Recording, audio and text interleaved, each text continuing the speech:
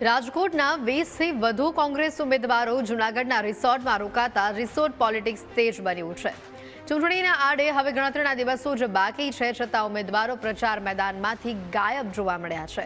અમારા સંવાદદાતાએ પ્રચારના માહોલ વચ્ચે કોંગ્રેસ કાર્યાલય અને ભાજપના કાર્યાલયની મુલાકાત લીધી, ત્યારે ઉમેદવારોની ગેરહાજરીમાં કોંગ્રેસ કાર્યાલયમાં વરરાજા વિનાની જાન હોય તેવી સ્થિતિ જોવા મળી, તો બીજી બાજુ ભાજપ કાર્યાલયમાં દિવાળી જેવો માહોલ જોવા મળ્યો અને ગાંઠિયા પાર્ટીની રમઝટ જામી।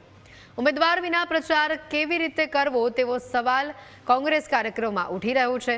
ચૂંટણી ટાણે જ નેતાઓ રિસોર્ટ ભેગા થતા અનેક તર્ક વિતર્કો ઊભા થઈ રહ્યા છે। ચૂંટણીના સમયે એક તરફ કોંગ્રેસનું કાર્યાલય સુમસામ છે, તો બીજી તરફ ભારતીય જનતા પાર્ટીનું વોર્ડ નંબર 13નું કાર્યક્રમ જાણે દિવાળી આવી હોય તેવો માહોલ છે। હું તમને સ્વામિનારાયણ ચોક ખાતે આવેલા કાર્યાલયના દ્રશ્ય બતાવીશ। અહીંયા ડાયરો જામ્યો છે, એક તરફ ચકલા ઉડી રહ્યા છે, તો બીજી તરફ અત્યારે જાણે લગ્નની સિઝન હોય, વરરાજો જાન લઈને જોડતા હોય તે પ્રકારનો માહોલ અત્યારે જોવા મળી રહ્યો છે। ગાંઠિયા અને મરચાની રમઝટ બોલી રહી છે। આપણે વાત કરીએ તેમની સાથે। શું કહેશો ગાંઠિયાની મોજ? કાંઈ નહીં, મજા છે બસ। ઉમેદવાર કોણ છે વોર્ડ નંબર 13ના? વોર્ડ નંબર સિલારા ને બોલા। શું લાગે છે તમને આ વોર્ડમાં? વોર્ડમાં બધું બરોબર હાલે, બધું બરોબર હાલે? આપણે ગાંઠિયા ખાવાની મોજ કરવાની? બહુ મોજ કરવાની। ગાંઠિયા ખાવાની ને મોજ કરવાની આખો માહોલ જ અલગ છે। કાકા શું કહેશો? એક કોંગ્રેસના ઉમેદવાર જ નથી, ગામની બહાર વયા ગયા છે અને અહીંયા દિવાળી ફાર્મ હાઉસમાં વયા ગયા તો બધા એને બીક છે કે હાઈજેક થાય કદાચ, એવું કઈ પાર્ટી અમારી કરવાની છે ને અમે આશા નથી, અમે જીતી અને જીતવાના છે બીજેપીઓ। જે રીતે ભાજપના નેતાઓ કહી રહ્યા છે જીતવાની, કોંગ્રેસ કાર્યાલય કોઈ નથી, ઉમેદવાર જ બારે છે। હવે ભાજપ કાર્યાલય ધમધમાટ, આ ચૂંટણીનો માહોલ કઈ રીતે જુઓ છો? ચૂંટણીનો માહોલ ખાસ કરીને જોઈ લ્યો તો છેલ્લા 30 વર્ષથી આ વોર્ડની અંદર ભારતીય જનતા પાર્ટીનું એક હતું શાસન રહ્યું છે। ઉમેદવાર કોઈ પણ હોય, પણ આ વોર્ડની પ્રજા હંમેશા માટે ભાજપ સાથે જોડાયેલી છે। અને કદાચ તમને એવું કહું કે 28 તારીખે જ્યારે મતપેટીઓ ઈવીએમ ખુલશે ત્યારે 10,000થી પણ વધુ મતની લીડ આ વોર્ડમાંથી મળવાની છે। 10,000થી વધુની લીડ તો મળશે। પ્રભારી સાથે વાત કરશું। કોંગ્રેસના ઉમેદવારો જ ગાયબ છે, ત્યારે બીજી તરફ તમારા કાર્યાલય ધમધમાટ, આ માહોલ કઈ રીતે જુઓ છો? આ માહોલ અમે ભૂતકાળના જે 5 વર્ષ જે ગયા, અમારા કોર્પોરેટરોએ 72માંથી જે 59 સીટ ઉપર જે ખૂબ મહેનત કરી રાજકોટનો જે અગણિત વિકાસ કર્યો છે, એને આ પબ્લિક એ જવાબ દેવા માટે અત્યારે થનગની રહી છે।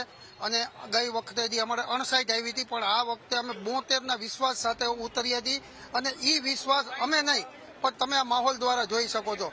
અને એનાથી જ બીને અત્યારે કોંગ્રેસ વાળા ખોટા બાના કાઢીને ખોટી બાનાબાજી કરીને અત્યારે મેદાન છોડીને ભાગી ગયા છે। 13 નંબરના બધા કોર્પોરેટર એટલે કે ઉમેદવારો ગાયબ છે, ધમકાવો છો તમે એ લોકોને? ધમકાવાનો પ્રશ્ન જ નથી, તમે અમારો માહોલ જોઈ લ્યો। અને અમે ખુલ્લા ખેલદિલીની ભાવનાથી અમે લડવા માટે નીકળ્યા છીએ। અમે લોકશાહીમાં માનનારો પક્ષ છે, અમે દેશનિષ્ઠાની સાથે ઊભા રહી અમે લોકશાહીની ભાવના સાથે લડવા માંગી છીએ। અમે લડવા માટે તૈયાર છીએ। 5 વર્ષથી અમે જે મેદાન તૈયાર કર્યું છે, પણ એમાં એની ખુદની કોઈની તાકાત નથી, એની પાસે કાર્યકરોની ફોજ નથી, એની પાસે કોઈ આયોજન નથી, 5 વર્ષ સુધી વિસ્તારમાં આવ્યા નથી, તો એના માટે થઈને એને મેદાન છોડી દીધું છે। કોંગ્રેસે મેદાન છોડી દીધું છે તે વાત તો સ્પષ્ટ છે, કારણ કે ઉમેદવાર વગરનું કાર્યાલય કોંગ્રેસનું છે અને આ ભાજપનું કાર્યાલય ધમધમી રહ્યું છે। હું તમને અન્ય દ્રશ્ય બતાવીશ। ગાંઠિયાની અત્યારે રમઝટ ચાલી રહી છે, કારણ કે ભારતીય જનતા પાર્ટીમાં આ એક અનેરો માહોલ હોય છે। ચૂંટણી સમયે ભજીયા અને ગાંઠિયાની મોજ લોકો માણતા હોય છે। કાકા છે, તેની સાથે આપણે વાત કરશું। કાકા, ગાંઠિયાની મોજ કોને મત આપશો? ભાજપના ગાંઠિયા ખાધા એટલે કે પછી કોંગ્રેસને ખાવાના છે? કઈ રીતે જોવો છો આપ આ મતદાન? શું વિચારીને કરવા જશો મતદાન? માણસને જોઈને? કઈ પાર્ટીમાં સારા માણસ? સારા માણસ ભાજપમાં। સારા ગાંઠિયા ખવડાવે એટલે? ગાંઠિયા ખવડાવે નહીં, ગાંઠિયા ખવડાવે એટલે નહીં, તો કઈ રીતે સારા? સારા કામ કરે છે એટલે સારા કામ કરે છે એટલે સારા માણસ છે ચોક્કસથી. અન્ય પણ ગાંઠિયા પાર્ટીના દ્રશ્ય બતાવીશ. લોકો અત્યારે ભાજપ કાર્યાલય ધમધમાટમાં જોવા મળી રહ્યા છે. કાકા, શું લાગે છે ચિત્ર તમને આ વખતે ચૂંટણીમાં ચિત્ર શું લાગે છે? કઈ પાર્ટી જીતશે? ભાજપ. ભાજપના ગાંઠિયા ખાવ છો એટલે? ના ના, વર્ષોથી ભાજપ સાથે જોડાયેલા છીએ અને અમને વિશ્વાસ છે ભાજપ ઉપર કે ભાજપ શું કામ થયા છે આ વોર્ડમાં? રોડમાં ગટરના કામ થઈ ગયા છે ઓલરેડી. રોડ રસ્તા બધું માણસોની કોઈ પણ કાંઈ પણ હોય એટલે ઇન્સ્ટન્ટ લોકો એનું કામ કરી નાખે છે ભાજપ. પૂર્વ કોર્પોરેટર સુરેન્દ્રસિંહ આપણી સાથે છે.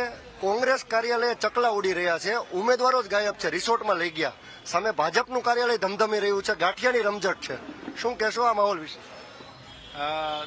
એમાં કહેવાની કાંઈ જરૂર જ નથી. આપ જોઈ રહ્યા છો કે ભારતીય જનતા પાર્ટીનો વોર્ડમાં અમારા કરેલા કામો, ગુજરાત સરકારના કરેલા કામો અને જે વિશ્વ નેતા છે ભારતીય જનતા પાર્ટીના અને આપણા વડાપ્રધાન લોકપ્રિય નરેન્દ્રભાઈ મોદી જે રીતે કામ કરી રહ્યા છે વિકાસના, રાજકોટે પણ વિકાસના ફળ થાક્યા છે. રાજકોટ એ ભાજપનો ગઢ છે અને વોર્ડ નંબર 13 પણ ભાજપનો ગઢ છે. તો વોર્ડ નંબર 13માં ચૂંટણીનો માહોલ હજી જેમ જેમ દિવસો આગળ જશે તેમ વધુ જામવાનો છે અને ખૂબ મોટી લીડથી જીતવા. ભાજપના નેતાઓ ધમકાવે છે એટલે કોંગ્રેસ વાળા વયા ગયા છે ઉમેદવારો, એવી વાત છે. ખરેખર તો એને કોઈની માથે પ્રત્યાક્ષેપો કર્યા વગર ચૂંટણીનું મેદાન છોડીને ભાગવાનો સમય નથી. લોકોની વચ્ચે જઈને મત માંગવાનો સમય છે. કોઈ પોતાના વિશ્વાસથી ડગમગી જાય તો એમાં ભારતીય જનતા પાર્ટી શું કરે? ભારતીય જનતા પાર્ટીનું કાર્યાલય જે રીતે ધમધમી રહ્યું છે, તો બીજી તરફ 13 નંબરનું કોંગ્રેસનું કાર્યાલય ખાલી ખમ છે. એટલે કે કાર્યકરો બેઠા છે, વરરાજા વગરની જાન હાજર છે. વરરાજા જ નથી, કારણ કે વરરાજા રિસોર્ટમાં છે. આ પ્રકારની પરિસ્થિતિ રાજકોટમાં ઉદ્ભવી છે. ત્યારે રસાકસી ભર્યા આ જંગમાં બાજી કોણ મારશે તો આવનારો સમય જ બતાવશે. તેમના પસંદ કિશોર વાડોલિયા સાથે Rushi Dave, news capital channel, Rajkot. કોંગ્રેસના ઉમેદવારોએ ગામ છોડી દીધું છે. હું તમને વોર્ડ નંબર 13ના દ્રશ્ય બતાવી રહ્યો છું. કોંગ્રેસનું મધ્યસ્થ કાર્યાલયના આ દ્રશ્ય છે. ભારતીય જનતા પાર્ટીનું કાર્યાલય ધમધમી રહ્યું છે, તો તેની સામે કોંગ્રેસના એક પણ ઉમેદવાર અહીં હાજર નથી, કારણ કે તેઓ રિસોર્ટમાં આરામ ફરમાવી રહ્યા છે. કોંગ્રેસને ડર છે કે ક્યાંક અમારા ઉમેદવારોને ખરીદવામાં ન આવે. જે કાર્યકરો છે તે પણ ઉમેદવારો વિના અહીં કાર્યાલયે તેમની રાહ જોઈ રહ્યા છે. ઉમેદવારોને લઈ જવામાં આવ્યા છે. જે ડરની રાજનીતિ, રિસોર્ટની રાજનીતિ ચાલી રહી છે. શું કહેશો તમે? એમાં એવું છે કે સાહેબ, જે અમારા ઉમેદવારો છે એક સામાન્ય કાર્યકરમાંથી માંડી અને આ દરજ્જા સુધી પહોંચ્યા છે. એને આવી કોઈ કડાકૂટની બીજી કોઈ આડઅસર ન થાય અને ભવિષ્યમાં અમારી ત્યાંથી જે ઉમેદવારોની ઉઠાંતરી થયેલી પણ છે, આવા સીધા ઉમેદવારોને કારણ વગરની કન્નડ કરી વારંવાર કોઈ જૂઠાણા ફેલાવી અને કોઈ પણ રીતે સંડોવી અને ન ક્યાંય કોઈ પણ પ્રકારનો અમારા પક્ષમાંથી કોઈ એમ માનો કે ભંગાણ ન પડે અને અમારો પક્ષનો કોઈ કાર્ય ફેમ પાછો ખેંચવાની કોશિશ ન કરે, એ હેતુથી અમારા પક્ષે નિર્ણય લીધો છે. અને આપણે દુનિયા આખા ભારતની અંદર જોવો છો કે ભાજપ દરેક પ્રકારના હથકંડાઓ અપનાવી અને ઉમેદવારોને અનેક રીતે સામ દામ દંડ અને ભેદની નીતિ અપનાવીને તોડવાની કોશિશ કરે છે. ભવિષ્યમાં સરકારો પણ તોડી જાય તો કોર્પોરેટર છે, પણ ભવિષ્યમાં સરકારો પણ પાડી છે. ઉમેદવારો ઉપર ભરોસો નથી, કારણ કે જો પાયાના કાર્યકર હોય તો એ વેચાવાના જ ન હોય. વેચાવાનો કાર્યકર ન હોય, પણ અનેક મેં તમને વાત કરી ને સાહેબ કે ભાઈ આ ફસાવીને અનેક પ્રકારની રીતે ફસાવીને સામ દામ દંડની ભેદની નીતિ, એ ભેદની નીતિ જે ખરાબ છે સાહેબ. દુઃખ થાય છે આ સમયે, કારણ કે એક તરફ પ્રચાર કરે છે ભારતીય જનતા પાર્ટી અને કોંગ્રેસના કાર્યાલયે તમે બધા બેઠા છો ઉમેદવારો વિના. ક્રિકેટ રમવા જાય ને તો ખેલદિલી જોઈ. આવડું મોટું આ વિશાળ ભારતના આ નેતાઓ જો ઉઠી અને જો આવી રીતે અમારા જે કોર્પોરેટરોને અલગ જગ્યાએ લઈ જવા પડતા હોય તો એ ભાજપની એક પ્રકારની નબળાઈ છે સાહેબ. જે રીતે કોંગ્રેસ નેતાએ કહ્યું છે કે ભાજપની નબળાઈ છે, પરંતુ જે સ્ક્રીન ઉપર દ્રશ્ય જોઈ રહ્યા છો વોર્ડ નંબર 13ના કોંગ્રેસ કાર્યાલયના આ દ્રશ્ય છે. આ સમય એવો છે કે એક એક મિનિટ કિંમતી હોય છે, પરંતુ વરરાજા વગરની જાન બેઠી છે. અને જે કાંઈ રાજદીપસિંહ જાડેજા 20થી વધુ ઉમેદવારોને લઈ ગયા છે, જૂનાગઢના એક ફાર્મ હાઉસમાં રાખવામાં આવ્યા છે. બપોર બાદ રાજકોટ તેને લાવવામાં આવશે. એટલે કે ફોર્મ પરત ખેંચવાનો છેલ્લો દિવસ જ્યારે છે ત્યારે અંતિમ ઘડીએ આ રિસોર્ટનું પોલિટિક્સ રાજકોટમાં પણ શરૂ થઈ ગયું છે. માત્ર કોંગ્રેસ નહીં, આમ આદમી પાર્ટીના પણ 45થી વધુ ઉમેદવારો